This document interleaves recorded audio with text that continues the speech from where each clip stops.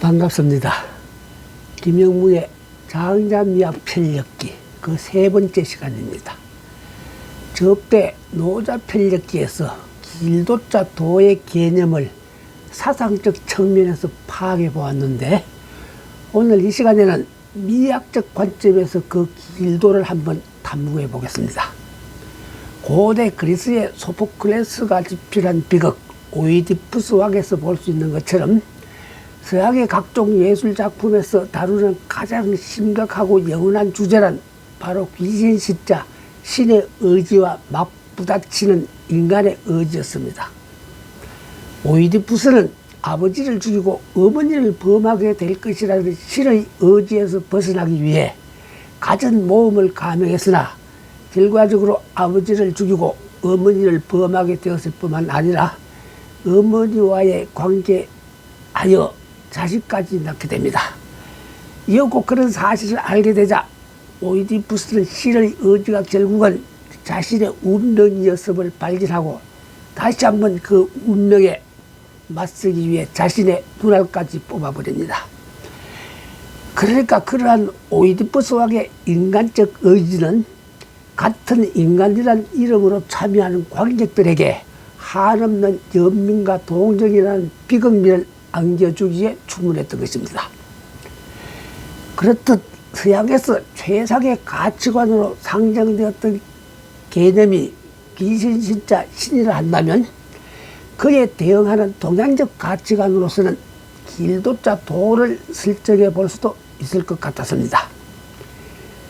세계적인 3대 종교에 속하고 완벽한 교리와 수행체계를 지닌 불교마저 동양에 정착되기 위해서는 굳이 도를 덧붙인 불도가 된 다음에야 가까스로 자기 자리를 잡을 수가 있었던 것처럼, 동양의 고전 철학에서 절대적인 위치를 차지하는 개념이 바로 길도가 되어 있었습니다. 서양 문화를 이해하기 위해서는 신의 개념을 파악하지 않을 수가 없는 일이고, 신의 존재론에 따른 가치관만 파악해도 서양 문화의 절반은 이해한다는 말이 있는데, 같은 맥락에서 보자면 동양 문화를 제대로 이해하기 위해서는 부득불 도의 개념부터 파악하지 않을 수 없게 된 것입니다. 막말로 도의 범주에서 벗어난 인간의 행위나 그 결과는 그 형태가 무형이든 유형이든 그 존재 가치를 인정받을 수 있는 시간과 공간이 존재할 수조차 없을 지경이었습니다. 동양에서 도란 절대적인 가치관이어서 비유하자면 동양의 모든 사상과 문화를 넘볼 수가 있는 하나의 암호 체계와도 같은 것이며, 신비로운 보석들로 가득 찬 어떤 보물 상자를 열어볼 수가 있는 열쇠와도 같은 명제가 되기도 했습니다. 중국은 물론 한국, 일본 등 적어도 한자 문화권에 들어있는 동양 문화를 이해하려면 도의 개념 파악이 최우선이라는 뜻이 되고, 도를 외면하면서 동양 문화를 이해하려 드는 일은 없사 나침반도 지리지 못한 항해사가 언양선박에 몸을 실은 꼴이 되기도 했습니다. 장자의 미학을 논하는 이 프로그램에서 왜 또 도의 개념부터 붙들고 늘어지느냐 하고 의아해할 독자들도 있을 법한데, 중국의 위대한 예술가는 도 또는 천지의 생일을 표현할 줄 아는 사람이어야 한다는 논리가 일찍부터 철칙으로 정립되어 있었기 때문입니다. 청나라의 유희재는 예계라는 그의 전통 미학 이론서에서 예술은 도를 형상화한 것이다 하는 말을 아예 못 박아 두기까지 했었습니다. 따라서 중국의 철학 사상은 그냥 그대로 미학적 논리로 전용되어도 무방하다고 볼 수 있겠습니다. 점차 그렇될 테지만 중국의 각종 예술작품에서는 아름다움을 생명으로 보는 것이 아니라 전통적으로 길도녀, 기운기 또는 묘할묘나 거물현 등을 그 생명으로 여겨왔던 것입니다. 막말로 도의 경지에 오르지 못한 아름다움이란 아름다움으로 인식될 여지조차 없었습니다. 시청자 여러분께서도 아주 훌륭한 그림들 앞에서 이 그림 이거 참으로 아름답다 하는 감탄사보다는 야, 이 그림 이거 참으로 묘하다 하는 표현을 흔히 들었을 줄 압니다. 말하자면 묘할 묘자가 바로 철학적 개념을 내포한 뜻이 됩니다. 이전에 내가 공자 필력에서 도는 원래 길을 의미했는데 사람이 가는 길로 그 의미가 점차 확대되다가 결국은 보편적인 철학적 개념으로 성격되었다는 말을 한 적이 있었습니다. 중국 문자학의 선구자로 알려진 후한때의 학자 허신이 편찬한 설문해자라는 자전에 따르자면 도는 행하는 길로 그 풀이가 되어 있습니다.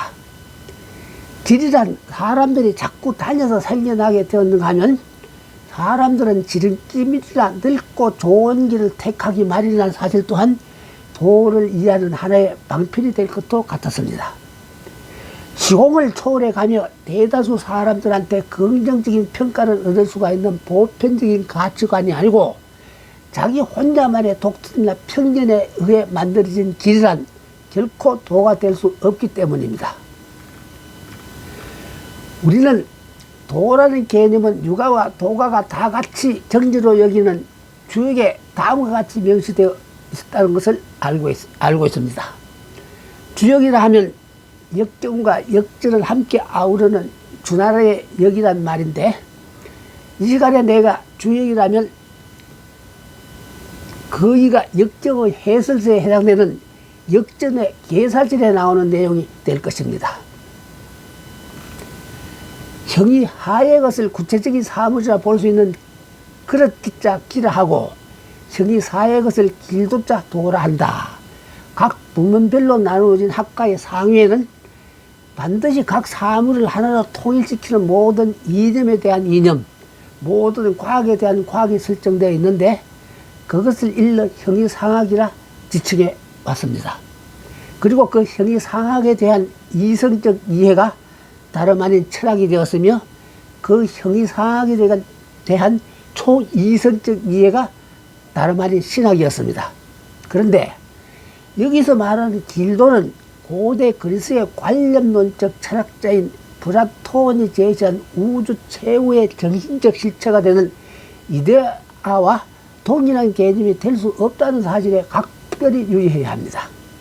만약 도를 이데아와 동일시하면 도의 개념 파악이 무척 혼란스러워질 위험이 있습니다. 플라톤의 관념론은 한마디로 이원론적 논리인데 그 이원론을 플라톤 일의 서양인들은 사유를 지배하는 기본적인 사고 패턴이 되기도 했었습니다. 이를테면 우리가 처한 현실 세계는 늘 정물적이고 일회적이며 변화무상하여 모든 것이 불완전하다고 보았으며 현실계가 불안하다는 것은 완전한 그 무엇이 있고 그것을 잣대로 하여 견주어 보았을 때 생겨나는 관념이 되었습니다.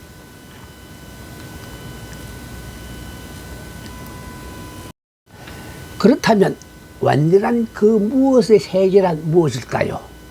그것이 바로 이데아의 세계라는 것입니다. 따라서 이데아의 세계는 항종불멸하며 완전 무기란 세계입니다. 그러니까 이데아는 어떤 결함이나 장애나 불안정 따위가 있을 수가 없고 원형 그대로의 완전한 진선미로 정해졌습니다. 그러한 결과로 현실 세계에서는 통상 이데아를 어렴풋이 바라볼 수만 있고 이데아계를 사모할 수만 있으며 허진상으로 본 이데아를 모방하고 흉내낼 수만 있다고 볼 수밖에 없었습니다.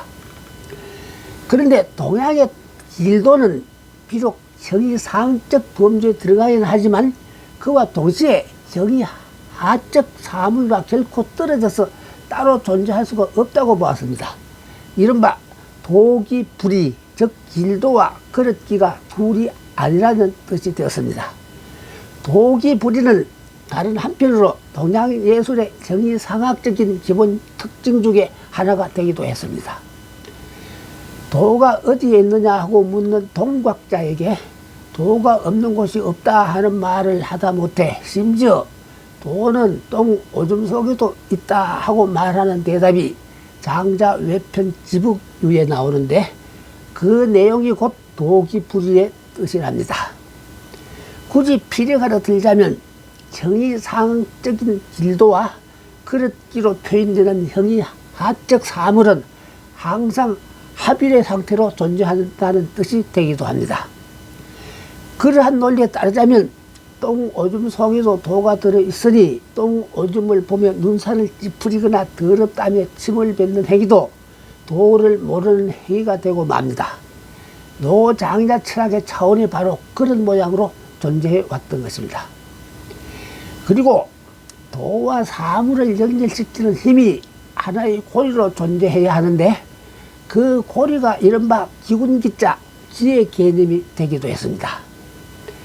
사람을 예로 들어 보았을 때 몸 안에 기운기가 흐르고 있을 때는 분명 사람이 되지만 그 기가 다 빠져나가 버리면 시체가 되어 그는 사람일 수가 없게 됩니다. 비단 생물만 그런 것이 아니라 무생물의 경우도 마찬가지로 여겼습니다. 한 개의 돌이 길가 여기에 아무렇게나 떨어져 있음도 결국 기의 작용에 의해서 그렇게 존재하는 것이 되며 밤하늘의 별빛이 찬란하게 반짝임 또한 기운기로 말미암아 그렇게 된 것으로 보았습니다. 그러니까 이데아론에 의해 서양의 철학이 이원론으로 이루어지게 된 것이라면 이러한 기운계의 존재로 말미암아 동양의 사상은 이론론이자 만물의 근원은 물질이란 유물론에 가깝다고 볼 수도 있는 것입니다. 이원론에 의하자면 자연은 정복의 대상이 되지만 이론론에 의해서는 자연과 동화가 이상이 되는 것입니다. 특히 동화는 도로 표현되는 자연과 하나로 동화되는 합의를 최상의 이념으로 삼아왔습니다. 주역에서는 도를 다시 다음과 같이 풀이해 놓기도 했습니다. 양 두 기가 사라지거나 나타나면서 서로 어울려 변화하는 것이 하늘의 도다. 그 하늘의 도를 계승하여 그것을 계속 발전시켜 가는 것이 사람의 도다. 그리고 하늘의 도를 성취하여 완성하는 것은 인간의 본성에 기인한다. 낳고 낳는 것을 변화의 역이라 한다. 여기서 하늘의 도를 계승하여 완성하는 것은 사람의 본성에 기인한다 하는 표현은 하늘이라는 절대적 존재와 그 능력을 사람이라는 실체 안으로 끌어들인 꼴이 되기도 합니다.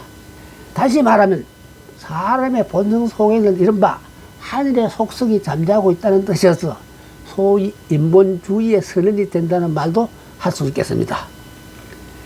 그런데 주역에 명시된 그러한 사상을 유가와 도가가 함께 수용했다고 볼 수도 있는 일인데 그 해석의 차이는 또 판이하기 짝이 없었습니다. 유가는 자연과 친화적인 사상을 수립한 반면에 도가는 자연과 차가운 객관적 관계를 유지하려 들었습니다. 예를 들면 유가의 사상에는 처음부터 엄격한 분별이 정해져야만 했습니다. 사람만이 하늘의 뜻을 이해하거나 하늘의 뜻을 구현할 수 있는 최상위의 존재이고 그 밖에 생물과 무생물은 사람에게 도구적인 가치밖에 없다는 식이 되었습니다. 마구간이 불에 탔는데 공자가 조정에서 돌아와 말하기를 사람이 상하지 않았는가 하고 물은 다음에 말에 대해 물었다. 논어향당. 논에 나오는 내용인데 화급한 순간에 공자가 기가하여 짐승인 말들보다 먼저 사람의 안위를 물음으로 해서 사람이 귀하다는 사상의 간접적인 표현이 되기도 했습니다. 소위 공자가 말하는 위대한 그 휴머니즘의 단초가 그 사건에서 표명된 것이 됩니다. 그에 비해 도가는 천지 만물은 절대적으로 평등함을 주장했습니다. 사람이 개구리보다 낫다는 말을 어떻게 할 수가 있으며 길가에 버려진 하나의 돌이 하찮은 존재라는 표현을 어떻게 할 수 있느냐 하는 식이었죠. 도가는 자연을 어질지 않다는 천지 불인으로 보면서 모든 존재가 지는 동일하다고 보내들었습니다. 서양의 유일신 주진주의의 경우에는 인간의 의지와 신의 의지는 그야말로 천냥지 차를 지녀서 신은 인간을 지배하는 절대적인 존재로 인간은 신의 의지에 무조건적 순종만이 가능하다 하는 논리로 일관하고 있었음에 비교해보면 동양 사상의 인문주의, 그 의미는 보다 분명해지고 있습니다. 습서현이란 학자는 그에 이어서 노자와 신화에서 중국 철학의 최고 본주인 도는 이미 신화 속에 체현된 자연 질서를 원형으로 삼은 어떤 추상이라 표현하기도 했습니다. 공맹자에 의한 유가적 도를 다음과 같이 요약해 볼 수 있겠습니다. 유가에서는 도가 밖으로 드러난 것을 거릴 문이라 했고 그 구체적인 내용을 예학의 형식으로 보았습니다. 따라서 인간이 예도 예를 따르고 노래악을 즐기며 곧 도가 되기도 했습니다.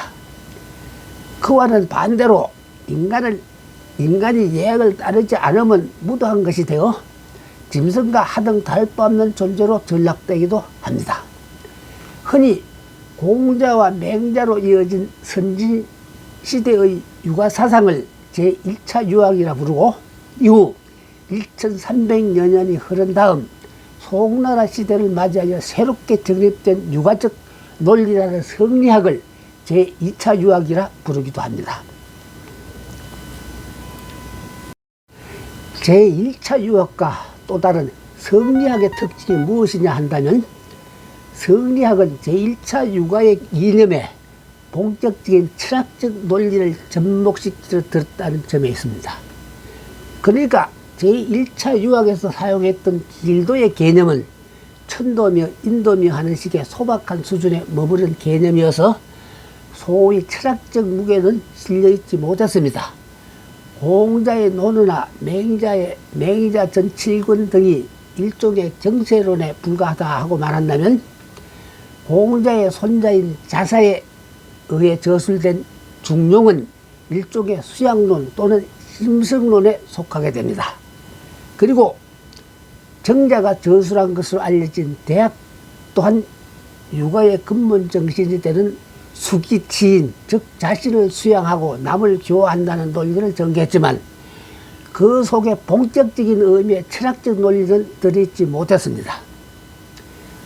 후한의 멸망 이후 허약한 송나라가 세워지기까지 중국 대륙에는 무수한 왕조들의 흥망성쇠가 거듭되면서 유가의 사상은 그만 빛을 잃었고 완벽한 종교적 논리로 무장된 불교와 도가의 사상만이 사람들의 마음을 사로잡아 버리자 일종의 위기의식을 느낀 유학자들이 성리학을 제창하게 되었습니다. 그리하여 이른바 이기이원론 등으로 유학을 재해석하면서 기존의 유가적 도에다 철학적 무게를 싣고자 했습니다. 따라서 성리학은 주역은 물론 각종 불교 사상의 원흉에 더하여 도가의 이론 등도 섭합한 사상체계로 나타날 수밖에 없었던 것입니다. 그리하여 성리학이 도학이라 불려지게 되긴 했습니다. 다음은 노장자에 의한 도가적 도를 다음과 같이 요약해 보았습니다. 유가의 도가 인륜의 무게의 중심을 실었다면 도가의 도는 우주 본체론적 의미가 짙은 것이라 볼 수 있겠습니다. 노자라는 책 속에 나오는 도에 대한 정의를 분석해 보면 대략 다음과 같이 됩니다. 도가적 도는 첫째, 도는 원시 혼돈이다. 그에 대한 전거가 노자 26장에 다음과 같이 나옵니다. 하나의 혼돈 상태가 하나의 무리를 이룬 세계가 있었다. 그것은 천지가 개벽되기 이전의 모습이었다. 그것은 신비롭고 적막하여 그 자체로 독립된 자기만의 존재를 갖추고 있었으며 그 자체로 변화 생성하고 있었다. 천하 만물이 바로 그 속에서 태어났으니 그가 바로 천하 만물의 어머니다.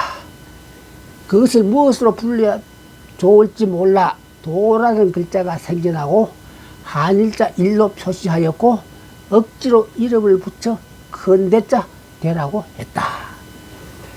또는 도는 천지가 생겨나기 이전의 원시 혼돈으로 스스로 존재했던 것이며 거기서는 만물을 형성할 수 있는 가능성을 내포하고 있었다는 뜻이 됩니다.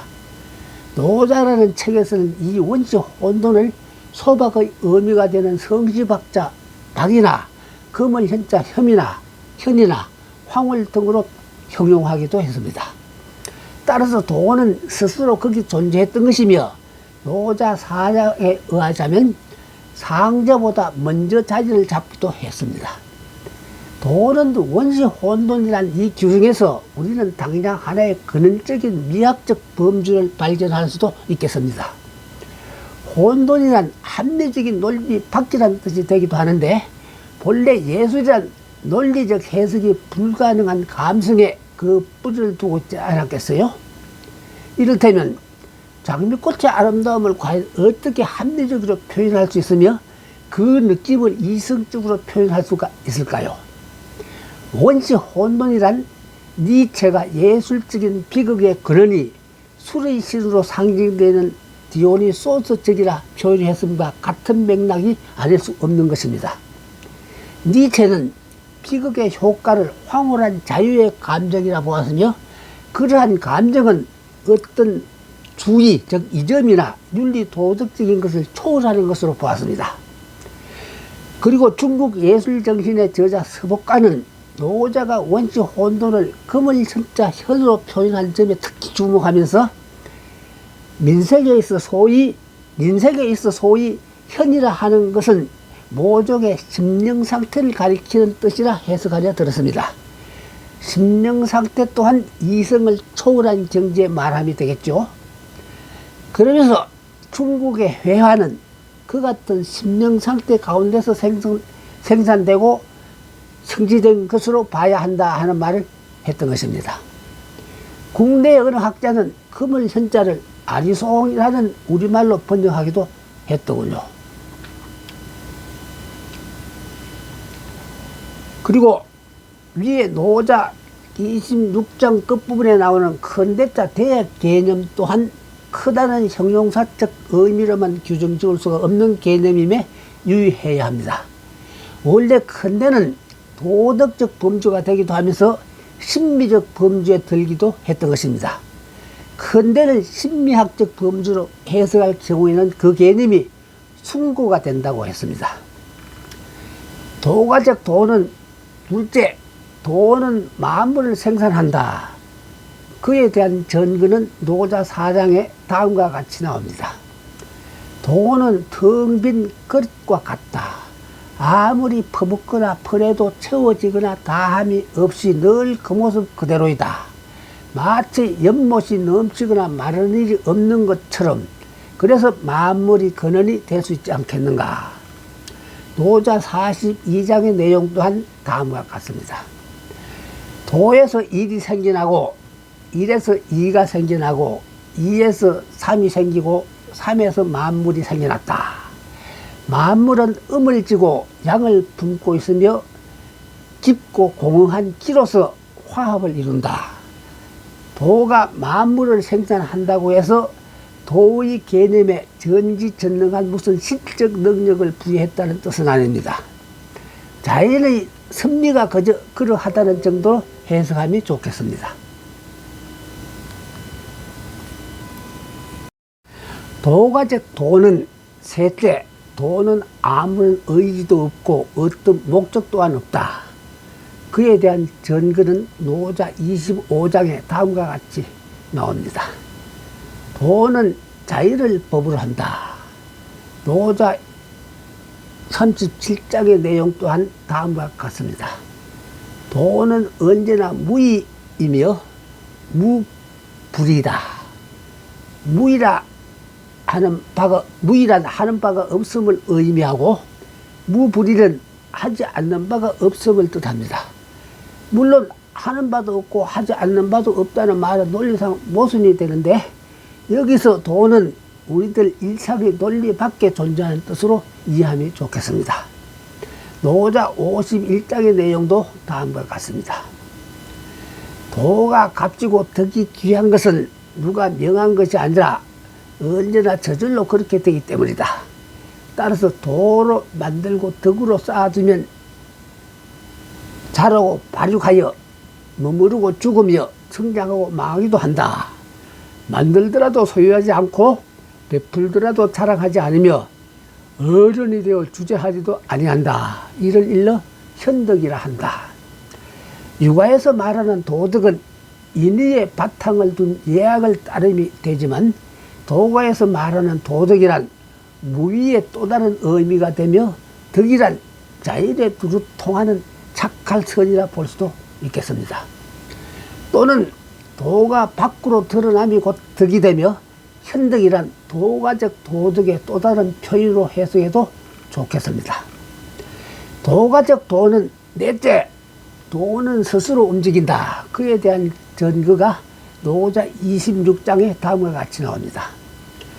도는 멈춘 것도 아니고 늘 가는 서자, 서에 멀어지는 원에 돌아오는 반이란 운동 중에 있으며 항상 스스로 움직이고 있다. 도의 운동이 우주 만물을 낳고 있다는 뜻이 되기도 하며 도는 고착된 어떤 이념이 아니라 변화무쌍하게 살아 움직인다는 뜻이 되기도 합니다. 주역에서 말하는 바꿀력자 역이 곧 그런 뜻이죠. 삶이란 움직임이 되고 죽음이란 정지가 아니겠어요? 도가적 도는 다섯째, 도는 없을 무와 있을 유의 통일이다. 그에 대한 정의는 노자 1장, 노자 14장, 노자 28장, 노자 32장, 노자 40장, 노자 41장 등 여러 곳에 나오고 있어 그만큼 중요한 개념이라는 뜻을 일러주기도 합니다. 초심자들한테 도가 철학에서 가장 어렵게 느껴지는 부분이 바로 유무의 하나됨이란 이 개념이 될 것입니다. 그런가 하면 장자미에게 진수도 바로 여기에 있다고 볼 수 있겠습니다. 동양화에서 말하는 여백의 미적 원리도 바로 여기에 뿌리를 두고 있는 것입니다. 동양예술의 형이사학적 특징 중에 하나가 되는 채용불이, 즉 보편과 현상이 분리되지 않는다 하는 개념도 여기에 들어있고요. 채는 실제하는 것이어서 있을 유가 되는데 쓰임이란 의미의 용은 없을 무에 있기 때문입니다. 얼른 이해하기 쉽게 예를 들자면 그릇의 쓰임새는 그릇이란 형상이 있는 것이 아니라 형상이 감싸고 있는 텅 빈 공간이 된다는 뜻입니다. 따라서 실제하는 그릇의 형상과 쓰임이 되는 공헌은 따로 떨어진 둘이 아니라는 뜻이 되며 허실이 하나로 작용한다는 의미가 되기도 합니다. 노자 1장을 다시 한번 읽어봐야겠습니다. 도는 도이지만 언제나 도는 아니고 이름은 이름이지만 언제나 같은 이름은 아니다. 없을 무는 천지가 시작함을 말하는 이름이고 있을 유는 만물의 어머니며 그 이름이다. 따라서 언제나 무로서 그 묘를 관조하고자 하며 언제나 유로서 그 돌아다닐 요자 요를 관조하고자 한다. 노자 40장의 내용은 다음과 같습니다. 천하 만물은 있을 유에서 생겨나고 그 유는 없을 무에서 생겨난다. 노자 14장의 내용은 다음과 같습니다. 보아도 보이지 않는 것을 배릭자 이라 하고 들어도 들리지 않는 것을 바랄자 휘라 하고 만져도 만져지지 않는 것을 작을 미자 미라 한다. 오간으로 도를 파악할 수 없다고 해서 도가 없는 것이다 하고 포기하지 말라. 그렇게 도를 인식의 대상으로 삼지 말고 그 모습 그대로 보라. 아마 하나로 혼합해 놓고도 알기 어려울 것이다. 상하 사방에 나타나고 상하 사방에 거하여 그렇게 현명하며 그 빛 속에 어른거리고 있을지니 도는 본래 무물이다. 그러니 현상이나 형상이 어디에 있겠는가? 무물은 변화 속에 있는 일련의 현상이지만 무조는 아니다. 없을 무라는 것은 무명, 무극이며 무규정성이고 무한성을 말합니다. 다른 한편 만물의 어머니라는 입장에서 보면 도는 다시 있을 유가 된다. 따라서 도는 무와 유라는 이중성을 지닌 것이며 무한과 유한의 통일이며 혼돈과 차별의 통일이 되기도 합니다. 노자 14장, 노자 28장, 노자 32장의 내용을 종합하면 대략 다음과 같이 요약될 수 있을 것 같습니다. 천지의 시작에서 말하면 도는 없을무다. 소위 무라는 것은 무명 무극이며 마주해도 그 머리를 볼 수가 없고 따라가 봐도 그 꼬리를 볼 수가 없는 것입니다. 장자는 노자의 이러한 도의 개념을 수용하여 진일보시켰습니다. 시청해 주셔서 감사합니다. 다음 시간부터 우리는 본격적으로 장자가 확장한 미적 세계를 탐험해 보기로 하십시다.